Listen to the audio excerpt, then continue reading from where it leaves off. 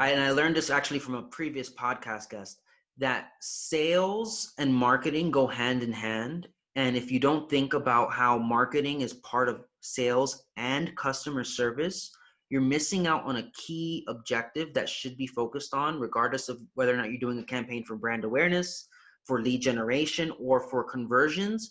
And that is, the marketing should tie into what the customer wants. And for the most part, whether the customer knows they want the product or service or they don't, if you have that trust, they're more receptive to hearing why they should at least consider it. Would you agree with that? Yeah, I would 100%.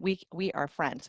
So in fact, so in my staff, we call it growth. We stopped calling it marketing and sales Okay. for those reasons. And each one of my staff members does customer service, marketing, and sales. They all do it, right? That's And there's a amazing. lot of it is important because we're young enough so that we can do that. And also, I mean, people have been telling me forever, you're doing it wrong. And I'm like, but it's working. Like the ways have changed. Like the old way is siloing those business aspects, right? So marketing is the most important aspect of any business because it's the one thing that unites accounting, HR, customer service, sales, product, engineering, like you name it, right? There's a great book about this, by the way. It's called Beyond Product, written by Jill Soley, Solely. Jill Soley. I'm in the book, yay! But it's so interesting. I bought a copy for my entire team, and my engineers were amazed to really understand how important it was to know the company byline, right? Because again, this is about trust. So when everyone inside internally walks the walk and talks the talk, your job externally is so much easier, right? And there's a couple reasons why. So one is just basic messaging and consistency of messaging, and I'll boil that down. So inconsistent messaging is the number one reason for loss of sales because it promotes lack of trust, right? All these things that you're talking about.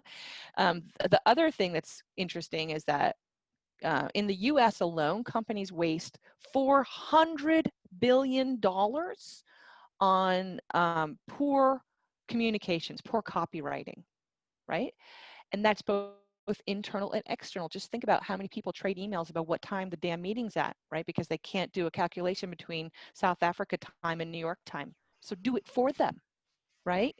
This is Yep, ridiculous, right? exactly. And then companies spend $3.1 billion just in the US alone on remedial writing training because we're idiots. Could you Okay? explain what that is for the audience?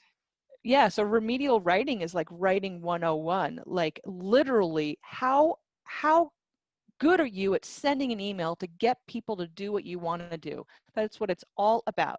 So are you the kind of person that every text you send, I'm going to get like 10 messages because you can only send me one word at a time and drive me up a freaking wall? Really? It's the golden rule, do unto others. What's happening on the other side, right? This is becoming a more obvious problem now that the world is working from home, which is great news. People are understanding it better.